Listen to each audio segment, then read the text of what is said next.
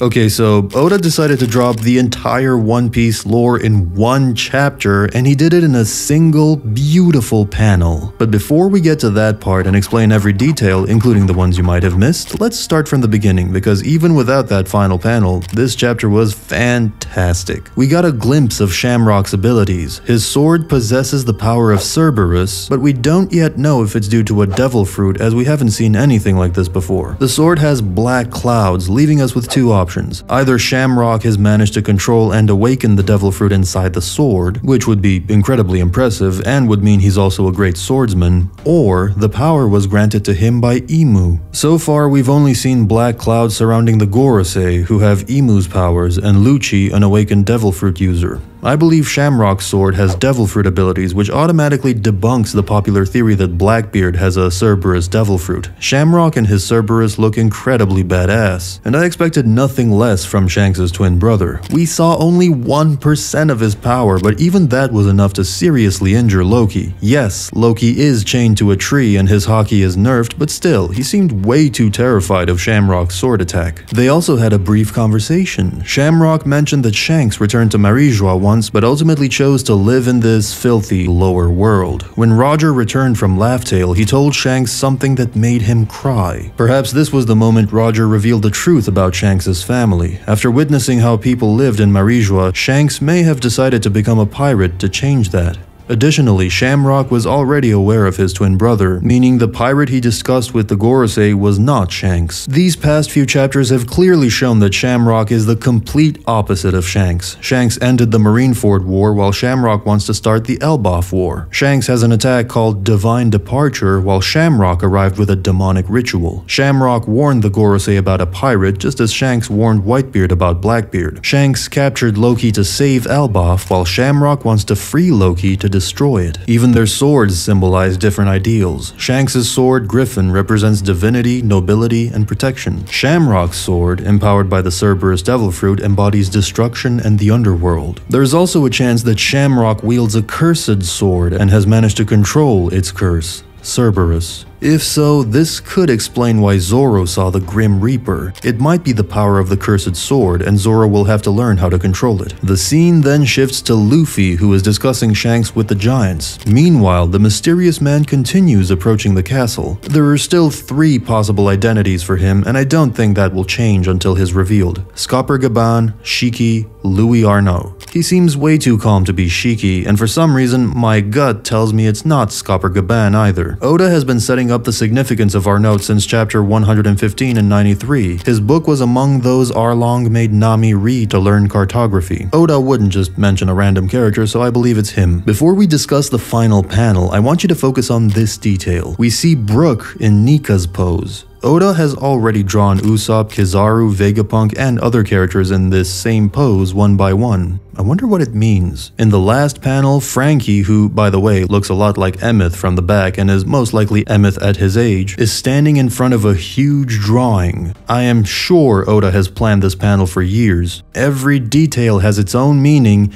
and I will try my best to decipher each one. Let's start with the images and then move on to the text. On the left side of this image, we see Imu holding the Mother Flame. Before Imu, we most likely see the Sovereign Kings and the future 5 Elders. They are fighting against Joy Boy, Emeth, the Lunarians, and Lily, who is on a ship with the Flag of Dawn. In this alliance, we also see an ancient giant wielding the Sword of Elbaf along with samurai, minks, tontatas, giants, and sea kings. Additionally, we can see 3 ancient weapons: Poseidon in the form of a mermaid, Uranus in the form of rain, and Pluton in the form of a massive whale. I will explain why Pluton is a whale, how Oda has foreshadowed this for years, and when we'll see Laboon again. Joy Boy had an advanced kingdom, 3 ancient weapons, Lunarian gods, and other strong tribes, while Imu had 20 weak kingdoms and 1 Mother Flame. And still, Imu won, the underdog of the century. History will repeat itself, and we will see Imu, the Gorosei, and the Holy Knights fighting against Luffy and his alliance of fishmen, samurai, minks, giants, tontata, the Grand Fleet, and most importantly, Lunarians.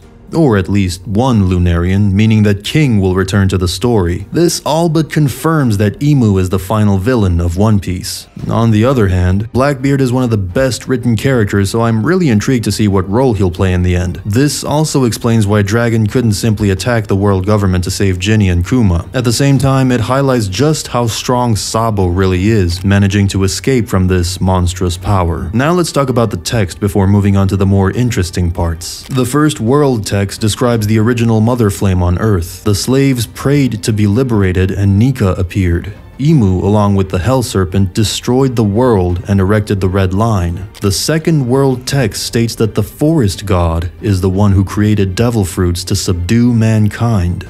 Joy Boy formed an alliance with the Ancient Kingdom, giants, fishmen, and other tribes. This led to a rebellion that sparked a war against the original 20 kings. The people of the Half Moon are the D-Clan. The people of the Moon are the winged race who came from the Moon. The 20 kings eventually became the Celestial Dragons after defeating Joy Boy. The Sea God grew furious when devil fruits began appearing around the world. The third text explains that Imu created the Void Century out of fear of the day the D-Clan would return. Imu tried to silence every D who appeared throughout history, ensuring they never remembered the true meaning of their symbol. The Sun God is destined to return, destroy the Red Line, and restore the world to its original state. The original Mother Flame will return to Earth, ushering in a new era where technology will be as it was before. The Red Line itself seems to have once been a massive serpent, likely inspired by the world serpent Jormungandr from Norse mythology. The people of the Half Moon saw a dream. This reminds me of Blackbeard, who was seen crying under a half moon. Later, he mentions that a man's dream never dies. In One Piece, there seems to be a major misunderstanding surrounding the concepts of the sun and the Sun God. It appears that this confusion stems from a significant misinterpretation by the Giants of Elbaf. In chapter 1137, the Giants of Elbaf argue about the true identity of the Sun God. Some believe the Sun God is a ruler, while others insist that the Sun God is not a ruler, but rather a god of liberation. Some even see him as a god of destruction. This confusion eventually leads to a fight breaking out.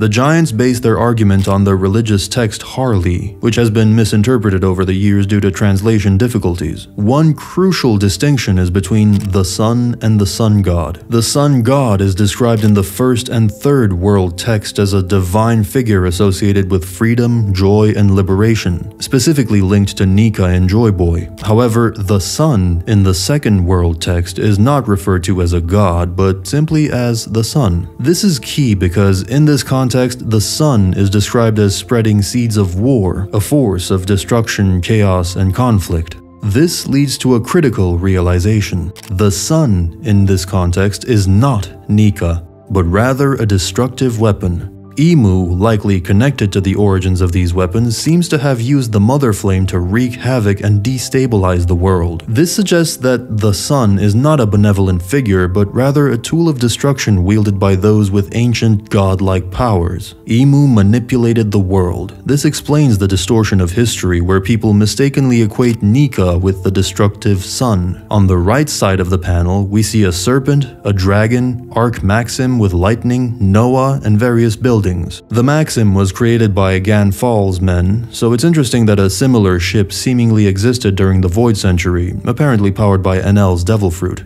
In the center of the image, we see a giant tree, Treasure Tree Adam. What was Oda's inspiration for this? The Harley text is a poem that is very similar to the Voluspa, the most well-known poem of the Poetic Edda. The Voluspa tells the story from Norse mythology about the creation of the world, its impending end, and its eventual rebirth. The Harley poems also closely resemble the story of the Aztec Sunstone, which tells the tale of the 5 sun gods and how their eras came to an end. In Norse mythology, Ragnarok is a foretold series of impending events, including a great battle in which numerous legendary Norse mythological figures will perish. Now, as I promised, let's take a look at the connection between the whales in One Piece and Pluton. Let's focus on our fated friend Laboon first. This whale has been bioengineered by Crocus and is considered an island whale. Laboon is outfitted with metal corridors and chambers within his body, even one that contains an island where Crocus spends time. The inside of Laboon is painted with an odd substance that presumably serves a specific function. I believe Pluton is actually a whale engineered in a similar way to Laboon, and Laboon's mission is to break apart the Red Line. Let's take a look at several other connections between whales and battleships in the world of One Piece. The legendary pirate Whitebeard commanded a ship named Moby Dick. This massive battleship struck fear into the hearts of many Marines and pirates during its time on the seas. Herman Melville's novel Moby Dick depicted the white sperm whale. Among the many themes embedded in this story, the white whale symbolizes things like God, evil, and the ocean. It seems this is a recurring theme with the ancient weapons. They can be either good or evil depending on who wields them. Another name for Pluton is Orcus, which was considered the punisher of broken oaths. Interestingly, the name closely resembles orca, a species of killer whale. That's the most dangerous beast in the history of shipbuilding. Can humans really build this thing? Pluton is personified multiple times throughout the story, being called a beast or described as sleeping beneath Wano. Could it, like Poseidon, be alive? Could the whale tree in Zao hint at Pluton's true nature? We even see Frankie, one of the only people alive who has seen Pluton's blueprints, sporting a whale-themed hairstyle. I'm sure that as time passes, more details will be revealed, which will spark even more of my theories. Don't forget to subscribe so you don't miss them. This chapter contained the most One Piece lore we have ever seen. It may even be one of the top 10 chapters in the entire story. Even more shocking is the fact that One Piece started over 25 years ago, and only now are we getting major revelations about the world's history. Please share your thoughts about this chapter in the comments. And if you want to learn more about the final war of One Piece, you can watch this video right here. Thanks for watching.